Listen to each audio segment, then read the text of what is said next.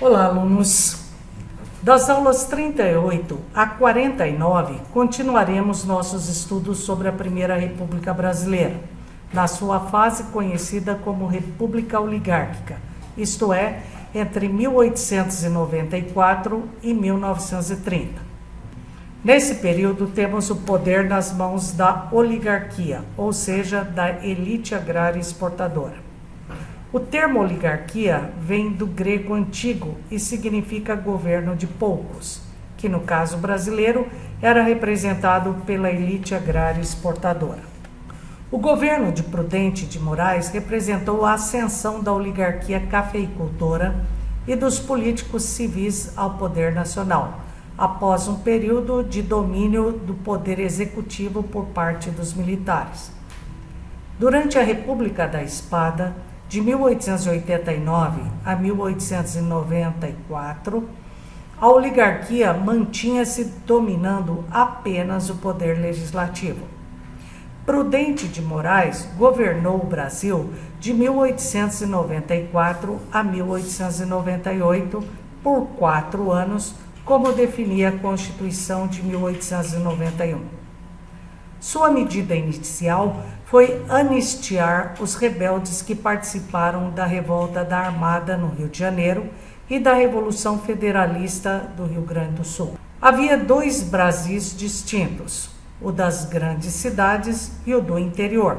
A maciça maioria dos recursos e das obras públicas eram canalizadas para os grandes centros, como Rio de Janeiro, que era a capital do Brasil, e São Paulo, centro comercial e industrial. No interior do país, a República não alterou a situação social dos excluídos da vida econômica, por exemplo, sem acesso à terra. Durante o governo de Prudente de Moraes, ocorreu uma das revoltas populares do Brasil, a Guerra dos Canudos. A Guerra dos Canudos, ocorrida entre 1896 e 1897, no interior da Bahia, tem como pano de fundo justamente a situação de marginalização que vivia a população sertaneja do país, excluída da posse da terra.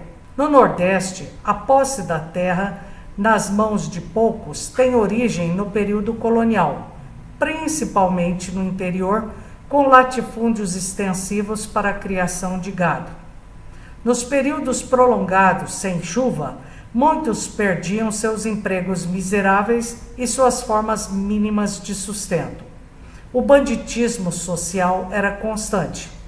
Sua principal forma era o cangaço, que realizava assaltos e invasões às fazendas e povoados por grupos armados. Diante de tanta adversidade, os sertanejos buscavam forças em líderes messiânicos, carismáticos, capazes de mobilizá-los com a promessa de salvação eterna, uma espécie de recompensa pelos sofrimentos vividos na terra. Um desses líderes foi Antônio Maciel, o Antônio Conselheiro, que percorria o sertão nordestino a pé, fazendo pregações, reformando igrejas e ajudando a população miserável. Muitos cangaceiros se juntaram a eles, bem como pequenos proprietários, artesãos, vaqueiros, ex-escravos e muitos camponeses. O grupo se fixou na fazenda Canudos, no interior da Bahia, fundando a colônia de Belo Monte. Essa comunidade livre era uma ameaça aos latifundiários e até à igreja, pois Antônio Conselheiro não era padre e fazia pregações. No auge, a comunidade chegou a reunir 25 mil habitantes. Conselheiro criticava um governo republicano e dizia que Dom Sebastião voltaria para salvar os inocentes. A lenda do sebastianismo era antiga em Portugal. Dom Sebastião foi um rei que desapareceu após a Batalha de Alcácer Quibir em 1557, e em Portugal dizia-se que ele virou um arcanjo celeste e que voltaria para salvar os inocentes. Conselheiro e seus seguidores foram acusados de serem monarquistas. Numa época em que a República estava se firmando, isso era muito complicado. Foram necessárias 4 expedições do exército para destruir Canudos.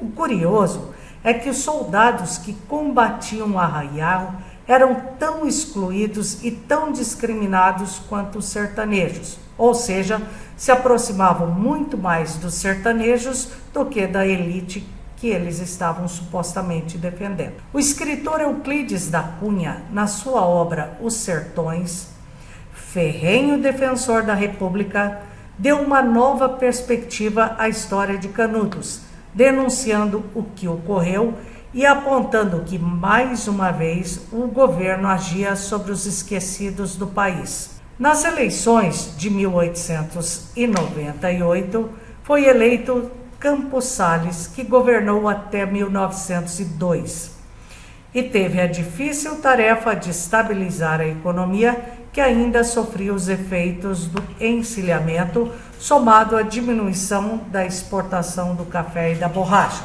assunto que veremos a seguir na aula 39. Para se preparar, você deve abrir o capítulo 9 e fazer os exercícios 10 e 11. Bons estudos!